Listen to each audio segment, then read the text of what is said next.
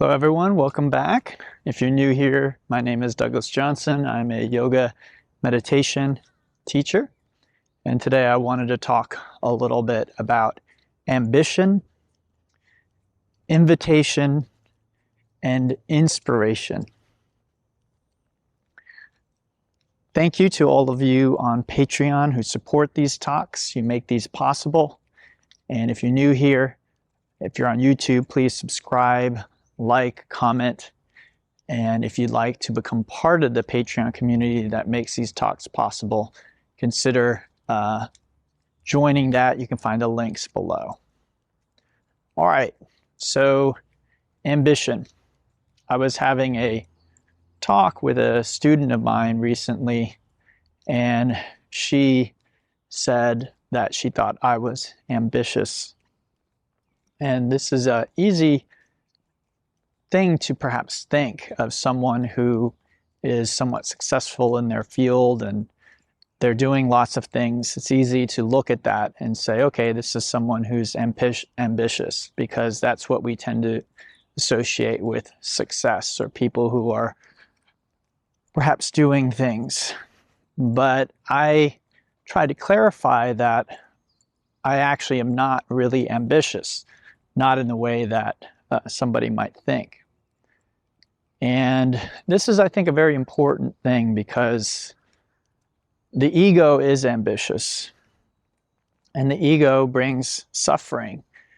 We may achieve many things with the ego, many things that we consider desirable, but what you'll find is following that ego ambition does not bring us peace and joy. It doesn't matter really what it is. We might have moments of happiness. So I do want to clarify that. When you sort of have that initial win, you might go out and party that night. You might even have, a few weeks or a few months of kind of this blissful state, but it just really won't last. It won't nourish you in a deep and lasting way.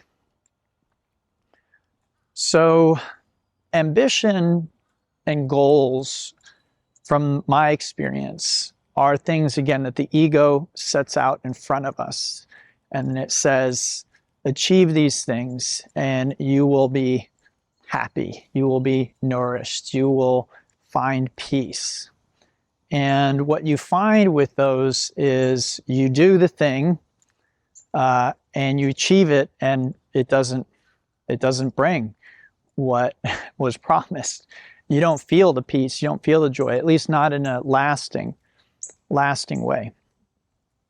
And so it's a target, you might say, that is out in the future. And future orientation is very, very important for us to understand, because the ego lives in time. It lives in past and future. It really doesn't pay much attention to the present. So the unconscious narrative of the ego is that the present is not important. The present is a means to an end, and that the end, all the joy, all the happiness, is going to be in the future. So you need to just keep your eye on the prize, keep your attention focused in the future. And this, of course, goes against most of the teachings of the wisdom traditions, which emphasize present moment awareness, right? Presence, what we call presence, what we call mindfulness. These teachings are trying to get us to pay attention to this moment, and they are trying to help us find heaven on earth, or nirvana, in this moment, not in the future, not in a future life, but what these traditions hold out is that this is possible to experience in every moment of our life. So one might say, if I let go of all my goals and ambition, I won't achieve anything. And this is a very common belief. I believed it at one point in my experience before I had the experience, a different kind of experience. So this is worth discussing because, of course, if we've only been taught about fear and fearful motivation, then we won't understand that there's anything else. So again, this sort of outward future orientation is of the ego. Fear is of the ego. If I don't go to work, if I don't do this, then I won't be happy, then I won't have money, then I won't get love, I won't be approved of. So the Course in Miracles lays it out very simply, which I like. Is the motivation coming from love or fear? So ambition, I feel, comes from fear. If I don't take these steps, if I don't do these things, if I don't sacrifice, then I will not have happiness, I will not have peace, I will not have joy. This is very different from the way the enlightened work, which is allowing things to come to us. So the Course in Miracles, which I really enjoy and get a lot from, tells us that there are basically two forms of motivation, love and fear. And you can't have both at the same time. So any given moment, you are deciding between love and fear. You're being motivated by love or fear. So love is this energy of sharing, of connection, of fearlessness.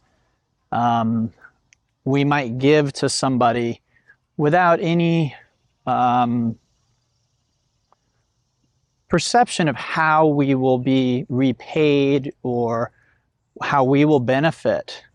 And that is the energy of love. Energy of fear is, well, if I give to this person something, then I won't have it. And what if I need it? Okay, so this is basically our constant motivation. And when we follow fear, we are moving toward hell. And in this moment. So again, A Course in Miracles is an esoteric text. It's not an exoteric text. So it isn't concerned with future like the ego.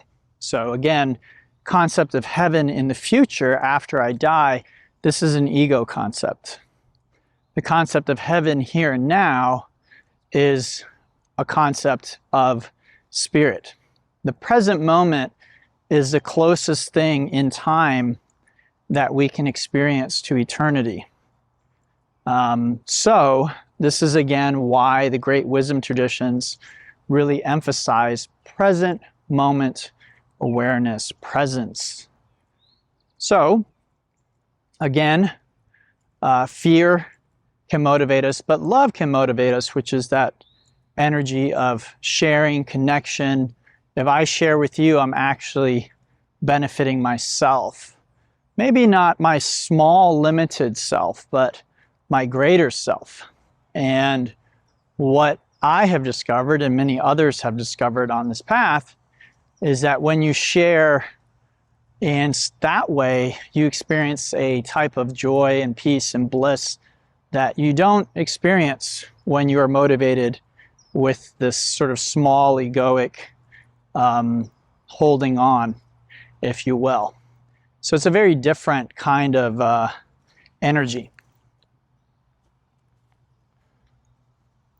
So, in my experience, there are two things that tend to motivate me since I had my spiritual awakening, and then a second sort of deepening of that awakening, which was actually a kind of a bottoming out, if you will. And this is not uncommon after awakening. If you think that after awakening all your problems are solved and there's no more suffering and there's no more ignorance, you're in for probably a rude surprise. Many people, myself included, after a legitimate spiritual awakening, find that there was still quite a bit of ignorance and suffering to be had. So, after the second bottoming out awakening, I could feel the presence of the ego and its ambition and its goal setting and its fear that if I didn't do this, this, and this, then I would not have this, this, and this, right? All the things that we want: love, connection, security. So I could feel that narrative, that motivation inside of me. And what I sensed or felt was I should not listen to or be motivated by that. And so that's pretty much how I live my life. Well, then you might be like, well, why have you been so successful teaching? Why do you do all this stuff? If you're not ambitious, if you're not motivated by fear or greed, then why do you even get up in the morning? What's going on there? And it's a legitimate question. Again, if we've never experienced any other kind of motivation, we might think that fear is the only motivation. Fear or greed. Okay, basically the same thing, because we don't hoard. We're not greedy if we think there's plenty to go around, right? So the other motivation, love, comes in two forms basically in my life. And so one of them I'm going to call invitation. Now, a great book to read about invitation is Mickey Singer's book, The Surrender Experiment. And in that, he talks about how at some point he just decided to say yes to everything. It's a wonderful read. It's very entertaining, very interesting. It's a true story. And it's one example of how we can approach saying yes and approach this idea of invitation. So invitation is where people are inviting me to do things, to collaborate, to work in their space, to be a part of their lives. And in Mickey Singer's case, he just said yes to everything. Byron Katie, who's another spiritual teacher who I love, she says that an honest no is a yes. So she says that since she woke up, she's been saying yes to everything, but an honest no is a yes to spirit. So I don't think you need to go to the extreme that Mickey went to, but Mickey probably had to learn certain things by saying yes to everything. And so this is an example of how we move in the world. People actually come to us. We are being motivated by love. We're doing what we love. And then people reach out to us and invite us into their world, into their life, create opportunities for us. Now, this can be on any level. This can be professionally, it can be romantically, it can be in terms of friendships, family, whatever it might be. Again, I don't think it's necessary to necessarily say yes to everything, but it's not a bad idea to investigate why you might say yes or no to certain things. What assumptions might you be making about things? So invitation is a very powerful motivator in my experience. So the other motivator is what I call inspiration. So inspiration is feeling inspired, passion, something that just captures your attention and draws you in. And so you might wake up and feel inspired to create a project. And so you begin working on that project. You're maybe not sure if it's going to make you any money or not. You're not sure if people are going to like it or not, but you feel inspired, and so you pursue it. This is the other way I find that spirit moves us in a different way, again, than goal setting, ambition, all of those types of things. Now, if you think that that's something that can't produce big results.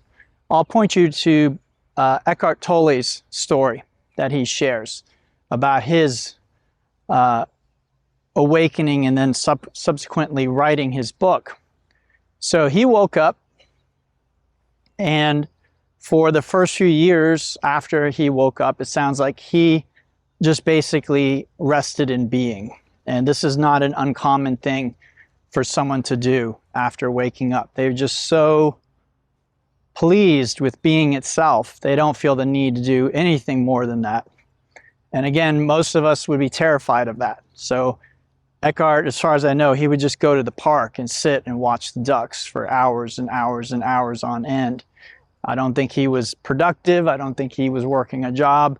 I don't know the specifics of his situation, but it was pretty, it sounds like pretty laid back. So after waking up, Eckhart spent a few years, you could say, resting in being. And then he started actually teaching small groups in his home. And at a certain point, I don't know, perhaps months, perhaps years, I don't think he says, he got the sense, I feel like I could do more. And so he started actually saying that almost like a mantra or a prayer. He would say, I feel like I could do more. I feel like I could do more. And he said for a long time, nothing happened. And this is a very awake and enlightened way of being. He didn't say, I feel like I can do more, and then immediately with his ego, create a plan to do more.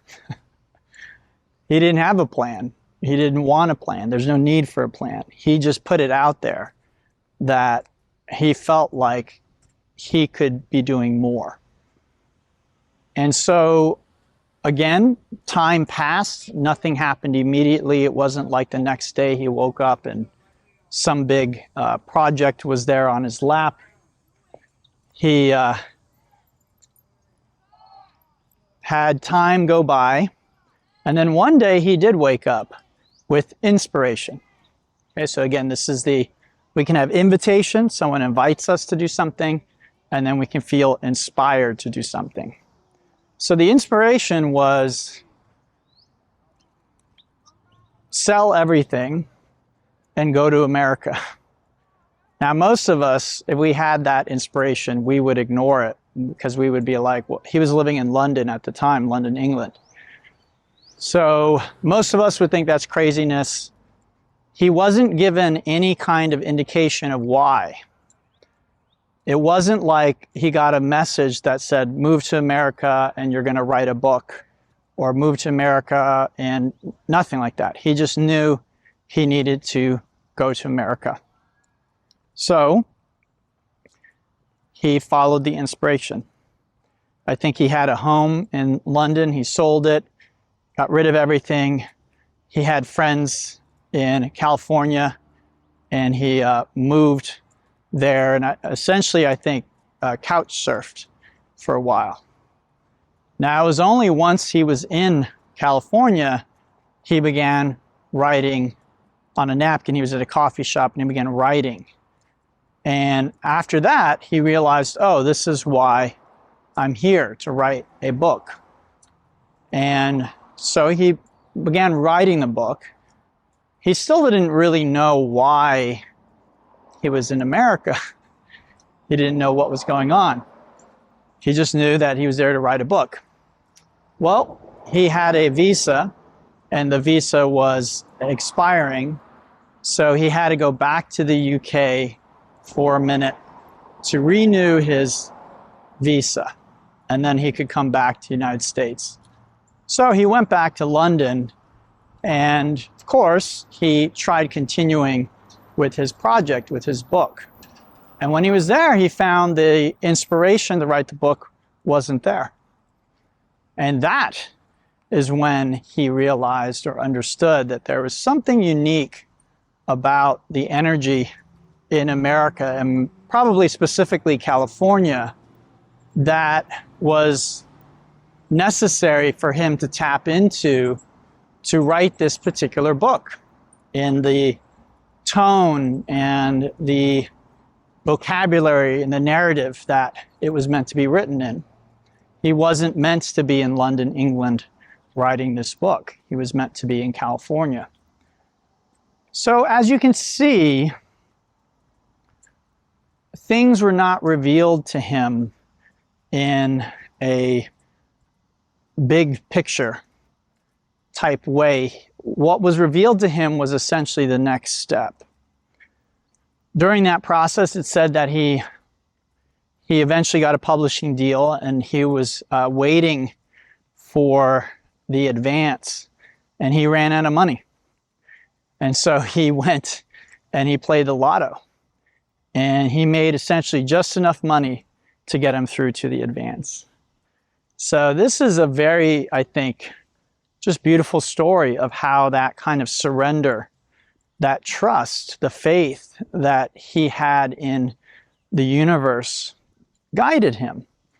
And you might think, well, that's Eckhart Tolle, that's not me, I can't do that. But the point of my talk is anybody can do that.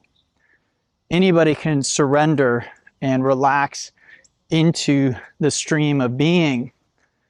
And your egoic ideals of whatever it might be may never be realized.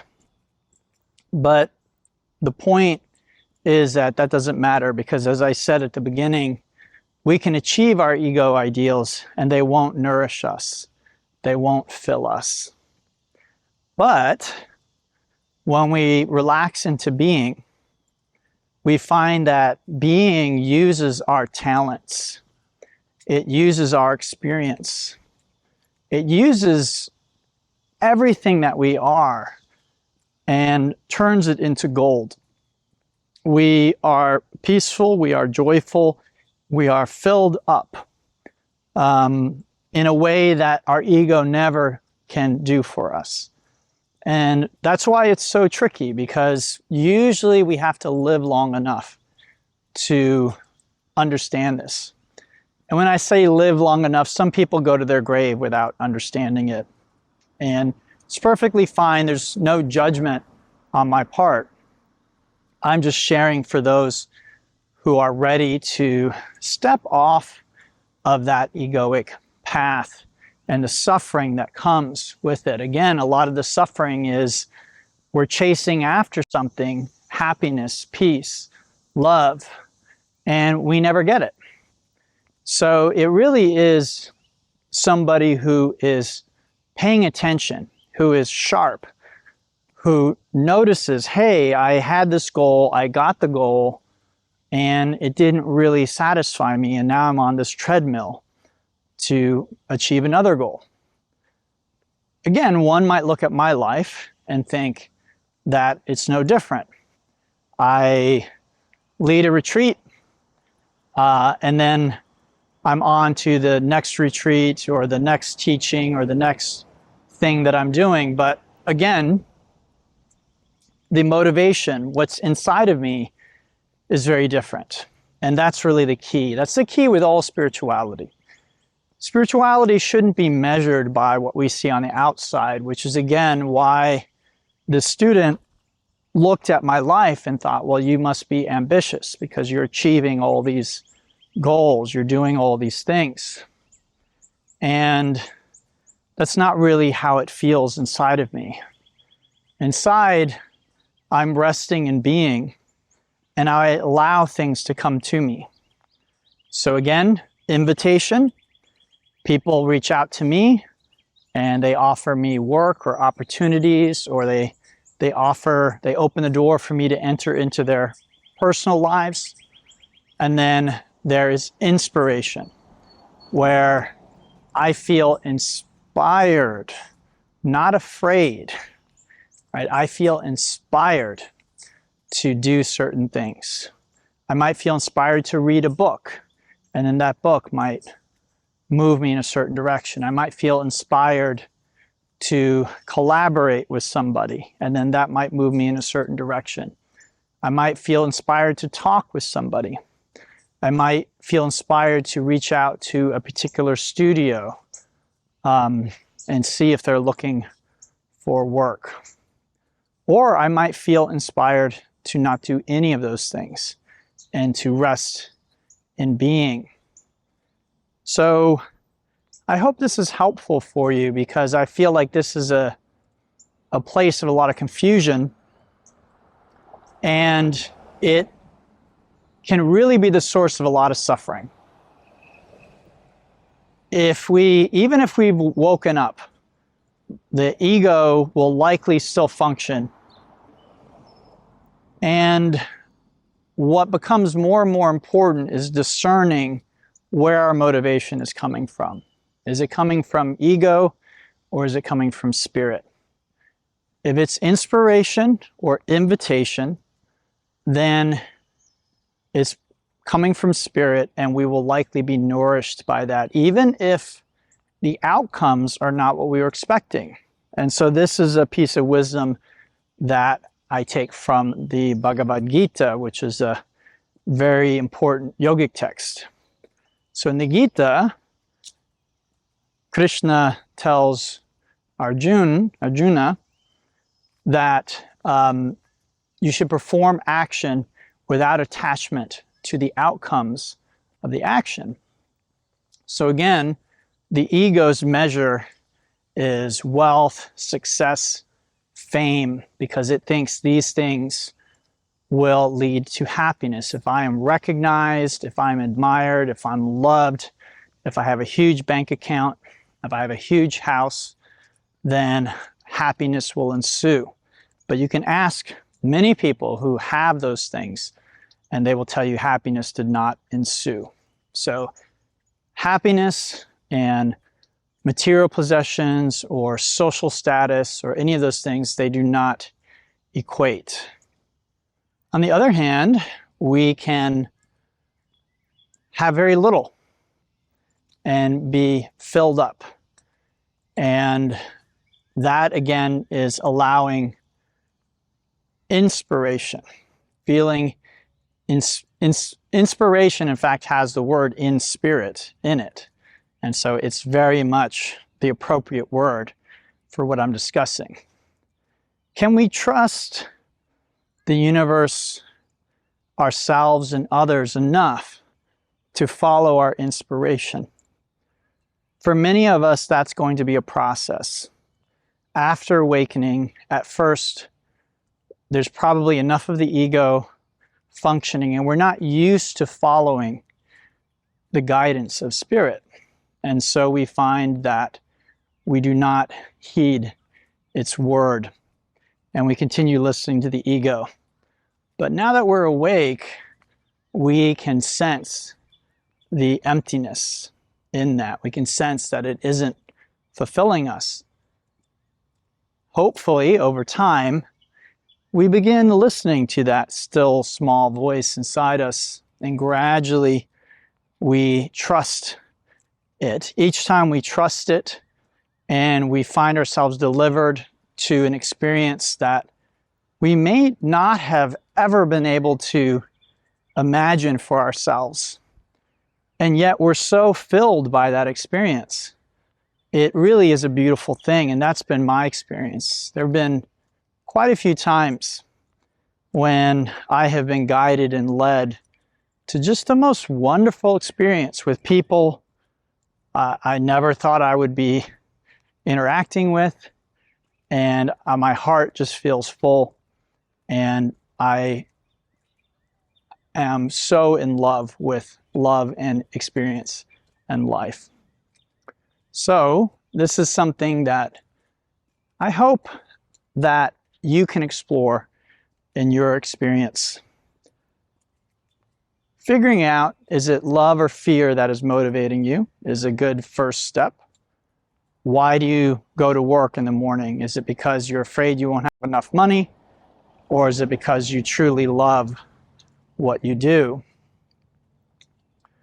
And then what is motivating you? Again, is it invitation, people inviting you to do certain things, to take a certain role? And again, I'm not saying that you need to say yes to every one of these. There may be people who invite you to do things or ask you to do things that you really shouldn't do. But surrendering completely to this can be an interesting experiment, like Mickey does in his book. Let me see what happens. And again, in that book, you see that both quote unquote good things happen and some perhaps not so good things also occur. So again, the Bhagavad Gita is telling us not to measure success on the outcomes, right? This is a process. It is a yoga practice. It's something that we can do and we can refine over time. And we shouldn't measure it based on, did I get what I wanted? Did I get what my ego thinks that it needs? Because in my experience, we have what we need in every moment. Not necessarily what our ego wants, but we truly have what we need, irrespective of circumstance. And so surrendering into that, letting go into that, letting invitation and inspiration move us rather than the fear and greed of the ego. All right, everyone, I hope you found this talk helpful. If you did, please consider contributing and helping me continue making these talks. Again, links below to Patreon and other ways that you can contribute. But if you're on YouTube, you can simply like, subscribe, and comment, and that is another way of contributing and helping to spread the word. Until next time, everyone, namaste, and have a beautiful day.